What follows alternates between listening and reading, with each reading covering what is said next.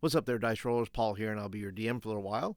And today I want to continue on showing you 99-cent subclasses from either the DM's Guild or Drive-Thru RPG, and to see whether or not they'll work for your table or whether or not you say I'll pass on it. And you can let me know that in the comments. Now, before I break down today's subclass, if you're brand new here to the channel, thank you so much for visiting. Thank you for being a part. I hope you won't be a visitor. I hope that you'll hang around. I hope that you'll hit that subscribe button, and then you'll get videos like this in your inbox on a regular basis. So let's go ahead and jump into today's subclass, 99-cent subclass, the Defiler, an arcane tradition for wizards, which I will say right now that I don't know if I would put this as a wizard class, and I'll explain that. The sky will crack, the earth will die, my will cannot be restrained. And I like, by the way, I can already tell you that I like the flavor of this subclass. I think it has a lot to it. And another thing I would point out, that these subclasses, even though you may not allow them as characters at your table, maybe because I have a poll going on right now, that'll be down, in the community section there. You can check that out and tell me whether or not you allow third-party subclasses in your game or not, or if you have to check it out first or whatever. You can take the poll there.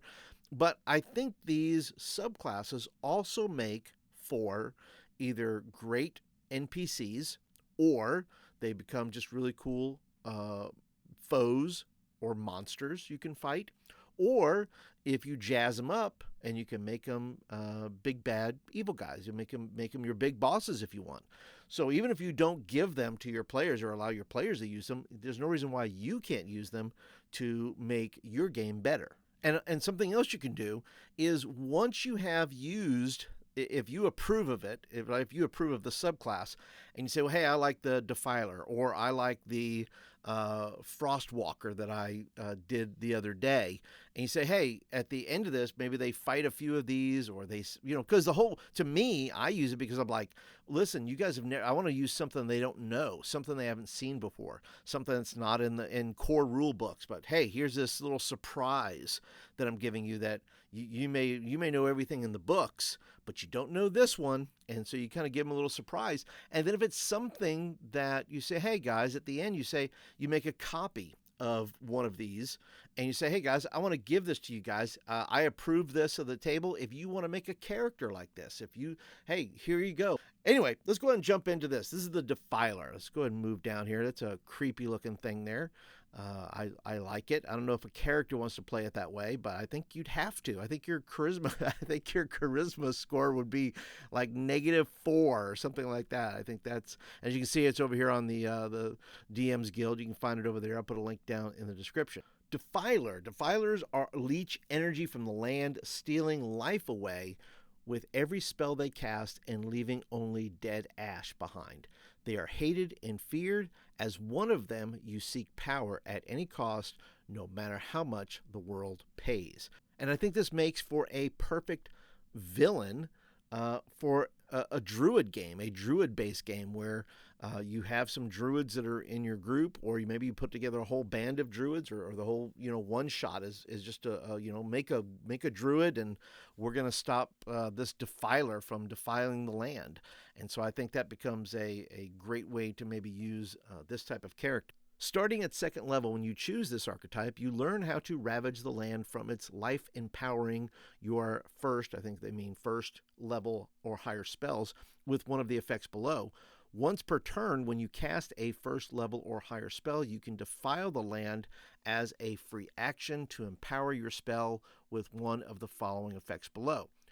Using this power comes at a cost. When you use Defile, you create a defiled terrain around you in a radius of equal to 5 feet per spell slot level. Healing in the defiled terrain is halved. The terrain will never be restored by natural means. Each spell can be affected by only one defile effect.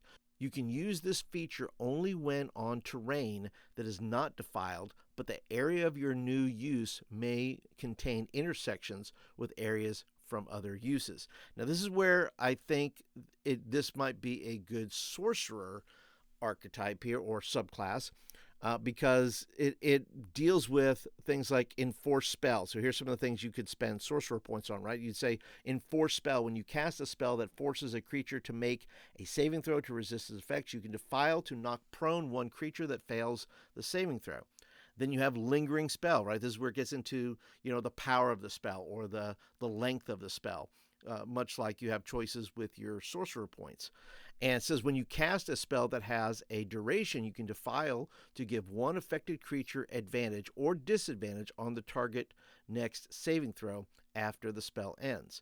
Ravaging spell. When you cast a spell that deals damage, you can defile to deal additional damage equal to your wizard level to one target affected by the spell. Leeching spell. When you cast a spell that deals damage, you can defile to gain temporary hit points equal to half the damage dealt, up to your wizard level. These temporary hit points don't stack and last up to 1 minute. Chain spell. When you cast a spell that targets one creature, you can defile to target a number of creatures equal to your intelligence bonus within 10 feet from the target. If the spell has a saving throw, secondary targets have advantage on it. If the spell deals damage, secondary targets only take half damage. If the spell has duration, secondary targets are affected by 1 round only. All right, let's move up here. Unnatural land. Starting at 6th level, when a creature other than you enters a defiled terrain created by you, it must succeed on a wisdom saving throw against your spellcasting, saving DC, or be frightened while on the defiled land. Beasts and plants have disadvantage on the test. If the creature succeeds on its saving throw, it becomes immune for 24 hours. And then there's Ravage Land. Well, when you cast a 1st level or higher spell, you can imbue it with 2 defile effects instead of 1. When you do so, you defile the land in a 10-foot radius from your spell slot level. And that is it. That is the Defiler. But you guys tell me. Like I said, I like the Ravaged Land and the Scourge. I like the fact that you can create this area that you walk into, that suddenly, your healing is halved. You cast this Defiler spell and your healing potions go bad. Boy, that's a way to screw up a party, for sure. You may want to give them some warning before that let them know that strange things happen in the defiled lands, and they may need to take guard against those things. But yeah, I would love to hear from you guys. What do you think of the Defiler? Is this something you would allow at your table, or is it something you would like to use it in your as an NPC or as a big bad? I would love to hear from you. Go ahead and hit that thumbs up button. That tells me you like the video and you want more of them. And that's it for this video, and I'll catch you guys in the next one.